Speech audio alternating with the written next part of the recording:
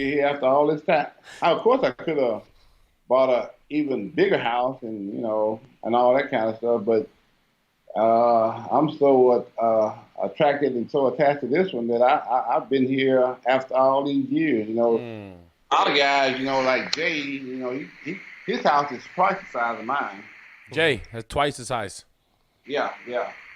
And I'm quite sure some other guys, Flex had that big old house, and one time I don't know if he kept it or whatever, but I don't think he did. Me, I'm here, and I've been quite content with this house that even after having all those kids and have all them move in here, I'm still here. So what? And would probably want to stay here for the rest of my life if I could, but wife told me she want a bigger house. And Ronnie, you go back to your cars. What was your favorite car you ever owned? Because I've seen you own quite a few. Oh, that's easy. Rolls Royce. Nothing compares to that. Not the Bentley? I remember when I had that Bentley, and I'm thinking, man, there's no way they can make a car better than this. Wow. And then I bought a Rolls Royce, and I'm like, okay, I see now. So when did you get that, Ron? When did you get the roller? Huh? When did you get the roller? I've had the car, the Rolls, almost 4 years now. Oh, wow, so okay. I've had it quite a while. Wow. And, I've had it for so long now that, and been so happy and content with it that, I don't even think they can make anything better. Really? Is that good? Yeah, I'm thinking, I've always thought of what could I get better? Really? And I can't even think of anything. Is that the Ghost? Yeah. Maybe I can get with that. They got a Phantom or something, I think. Okay. Maybe I can get that next. But surely the Bentley was faster, though, wasn't it? No, the Rolls is much faster. But it's bigger. I remember driving the Rolls when I first got it, and I would punch it. And I'm like, wait a minute, this thing is faster than that Bentley, huh? And I wasn't fully convinced. Okay. Until I read the data on the Rolls, and I'm like, okay, it is faster. It has more power. It has a bigger engine, and it's not that much heavier than the Bentley. Throw me some numbers, Ronnie. Throw me some numbers. I want to hear brake horsepower, engine size. Come on, for the petrol heads. Of course, the Bentley was 550 horse, maybe 490 torque, something like that. Mm-hmm. The Rolls is almost 600. Whoa. It's like 565, which is, still faster. And you can tell both of them are twin turbo cars. Both of them are V12. Yeah. So because the Bentley the Rolls has a little bit more horsepower. Yeah. It's faster. And I can tell. Because I had the Bentley for about 6 years, somewhere in there. Mm-hmm. And I've almost had the Rolls for I'm going on 4 years. Mm-hmm. So, I wasn't convinced, like I said, until I read the numbers, saw the numbers. Mm. I thought it was, I can still remember to this day driving it. I'm like, there's no way it's faster. And I saw the numbers, and I'm like, okay, it is. Yeah. It ain't just in my head. It really and truly is faster than the Bentley. Does it scare the kids when you put your foot down? I don't do that with them. One thing, Giles, I have to break this car talk up because I'm more interested in getting huge. Okay. And I want to congratulate you, Ronnie, because I stole this from the set last time. Yeah. The strawberry lemonade one. I'm going to take some now. The Yeah Buddy. And to be honest, I use it also because I've switched my training up for the one weight session at night. I do one cardio earlier in the day. But I use that also before cardio. Actually, yeah, buddy. I don't know why, because... Sorry, say the name again. What's the name? What's it called, Ronnie? What's it called, Ronnie? Say it for us. No, we broke up there. I also use it. Why does it help a little bit for cardio also? Is there some... seriously, you get more energy. It's the tea cream. Very good, yeah. Why does it work a little bit for cardio also? Do you know, or... Sorry, it's got tea cream. It's got that focus also that they put in, and it's got quite a bit of caffeine in it too. Well, that's probably why. Do you work on the formula yourself, or do you? Because the taste is really good. No, I don't. My degree is in accounting, not formulation. Not at all. No, we got somebody that got a chemistry background that does all our very good. I spoke to him. You better give him a raise then. All right, gotta get pumped up for this one. Whoa! Little Ronnie Coleman? Yeah, buddy! Come on, let's be fired up. Hey, man, your little Ronnie's hanging out. Man, don't worry about that. We got McCain. Yeah, you're right. Yeah, buddy! Sorry, bro, but it's leg day. Yeah, buddy. Extreme Energy Pre-Workout Powder by Ronnie Coleman. Take a scoop and let your inner Ronnie out.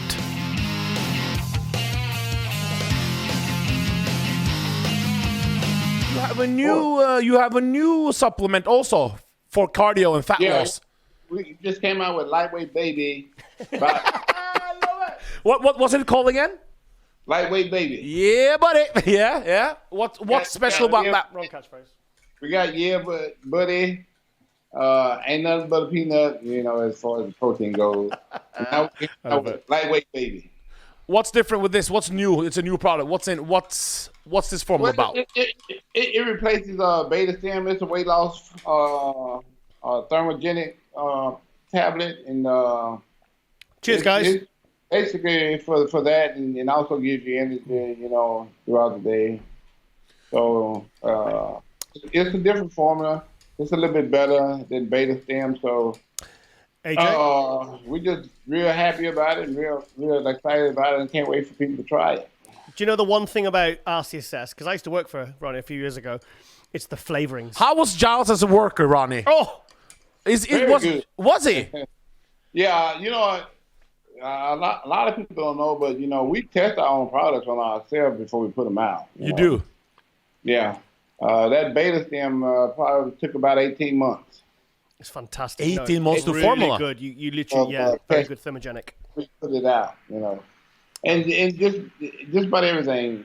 We spend a lot of time testing before we put it out. 18 months. I can feel that already. Already, yeah. Seriously, yeah, I can feel that already. I don't think you need more energy, I'm going to Giles. become very talkative in a minute. We don't need more energy, Chris, do we? Oh, yeah. It tastes amazing. That's the strawberry lemonade. I've had because when Ronnie brought the product out back in 2016, I was one of the first. I think I was Sean from RCSS. He brought over the mini tubs. I think it was the first ones you'd had. They haven't even been put into production yet. Yeah, and I think we all took it one night at the gym, and I think we were training. What time we trained? It was like one. I think we went to a gym in Birmingham, and I think we finished training about 12:30, 1 o'clock, and you carried on going till half past 1. I feel like kicking in now. It was great. Yeah, we were all having really training. It was great. But if you were young today and you want to get really freaky and big, what over-the-counter supplements would you use if you were a 20-year-old today? 2 products, if you want to, because you're known for size.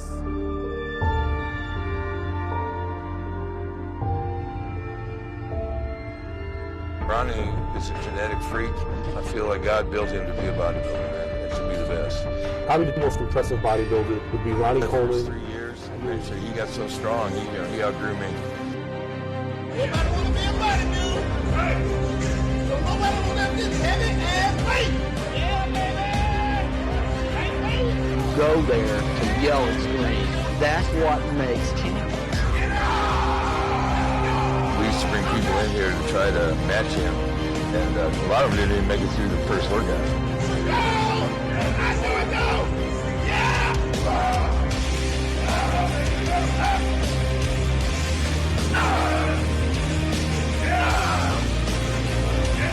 What will you use if you're 20 years old, you want to get big over the counter from your line? Mini Ronnie. 2 supplements. how much would you take, and when would you take them? That would have to be protein and amino acids. Okay. So you think? Yeah. So the The BCAA BCAAs? and the King Whey. Yeah. But how often? BCAAs and How often would you take BCAA if you have unlimited amounts? So how often would you take it, and what time during the day, or compared to your training sessions? Then, of course. I've always taken it a little before and a little after training. Now we got, of course, we got the one you take during training. So, but yeah, I've always taken protein shakes. I remember when I was competing, I would take like 4 a day sometimes. 4 a day. 4 a day. Yeah, and that's helped me get great condition too. So if someone was looking to add size, Ronnie, would you recommend, say, 2 additional protein shakes on top of their normal meals a day? Yeah, that's basically what I did. I had every single day, no matter what. It was always 2 protein shakes. Yeah. And like I said, sometimes 4. But for the most part, it was 2 every single, my whole career. Yeah. It was always like protein shake in the morning and 1 at night. How many grams of serving would you recommend? How much protein would you want them to get? You know what? You ain't gonna believe this because a lot of people don't. And it was kind of hard to do at first. I always took like for every body weight, every 1 pound of body weight. Yeah. I would take 2 grams of protein. You gotta have a lot of protein. So you're looking like 600 grams of protein a day. That's a lot of protein. And you but you saw the results also, though. So 4 protein shakes, 600 grams. Would you recommend everyone take? Well, obviously it's 2 grams. I mean, an average 200 pound person, you would recommend for them to take 400 grams of protein. Yeah, if they're trying to build muscle. So what? Say 4 meals and 2 protein shakes. That's excellent for me. Yeah, I mean, it's the best formula my nutritionist ever came up with. Can we play one game? If I give you 2 guys and you give me the answer, who's most freaky, Marcus Rule or Big Ramy? Man, that's a tough one. Marcus Rule, I think. Yeah, I think so. Who's most classic, Bob Paris or Lila Brada? Lila Brada. Okay. That's the easy one. Come on now. That was the easy one. Ronnie, most underrated pro bodybuilder ever. Most underrated pro bodybuilder. I think I'm about to go with Aaron Baker. I knew you'd say that. Yes, that's a good one. That's a good answer. I like that. Why do you think he was so underrated? I don't know, but I used to always say, I remember my first time seeing him. Yeah. And I was an amateur. I had just started bodybuilding. And he guest posed at this show that I qualified for the national day. It was 1990. Like I said, I'll never forget it because it was the freakiest, craziest thing I ever seen in my life. Wow. He guest posed at the show, and he came out in this Batman outfit. Yeah. Thinking this is the greatest bodybuilder I've ever seen. Wow. And I'm like, this guy for sure is going to be one of the greatest ever because I saw his physique and I saw where he posed. It totally freaked me out. Really? I mean, I was completely. Why? Aaron Baker, right? Yeah.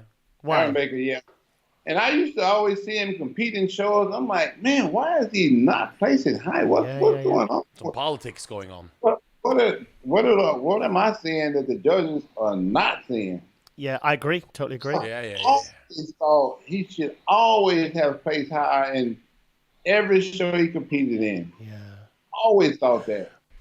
Even today, I think it's going to be the biggest mystery to me ever. I don't know if going to that other organization had anything. I think that had a lot to do with it. There you go. It had to be that because it couldn't have been nothing else. Because most of those guys, I think that organization got started around like 92, 93, or somewhere around. Yeah. It was 91, 92. It was. That's when I turned pro and everything. And I remember when they came back, and none of them did good, no matter how good they looked. And I'm thinking, man, they really punishing these guys for going to that other organization. This political thing here is really in full effect. Ronnie, in going on the first time you ever saw them, who was the most impressive bodybuilder you saw the first time you saw them? Aaron Baker. Okay. The first time. Yeah. Yeah, without a doubt. I mean, like I said, I was completely blown away. That's when I saw him. I said, "I'll never make the pros." Wow, he was awesome, wasn't he? It was amazing. I bought him a drink at the Olympia years ago. I don't have a chance to make the pros. And you beat if him. I got to look like that, because there's no way I'll ever look anything like that. Yeah. Most overrated bodybuilder? Most overrated bodybuilder. Who had the most hype? You don't have to answer this one. You don't have to answer it if you don't like it. But who was the most overrated bodybuilder in your opinion that you couldn't believe why there was so much fuss about it? I hate to say it, but I'm gonna be honest about it. But I thought it was one of the nicest guys ever, and had somebody who I would root for to be one of the most successful guys in anything that he did. I always thought the most overrated guy was Porter Cottrell. Oh, Porter Cottrell. Yeah. He won lots of pro shows in early 90s. On just about every show he entered. Yeah. I remember him beating Kevin in the Night of Champions one year, and I'm like, whoa. I think he beat him. I'm almost sure he beat him. That's right. It was early 90s, and it was a long time ago. Yeah, they won one each. I'm positive he beat Kevin in the Night of Champions. And I'm looking at Kevin, and I'm looking at Porter. I'm like, whoa. I guess they seeing different. Ronnie. But he was the nicest guy, and he was a firefighter also. So, I've always had a lot of respect, and I've always looked up to him, and I've always thought he was one of the greatest guys. Great bodybuilder too, but I didn't think he would. Personally, I didn't think he was better than Kevin. Ronnie, good, but not that good. Not that good. Yeah. Yeah. Ronnie, I mean, I think one of the because I started following the sport in 1990, and I used to love reading the magazine reports from the Grand Prix reports. You used to do because you were one. I've seen you. I think the first time I ever met you was at the 1996 British Grand Prix, and I remember you just walked past me and you were eating an apple, and I remember I couldn't believe how big your arms were, and that wasn't before you even got to your biggest. So what was your funniest or your craziest Grand Prix, your most memorable Grand Prix story? 1997.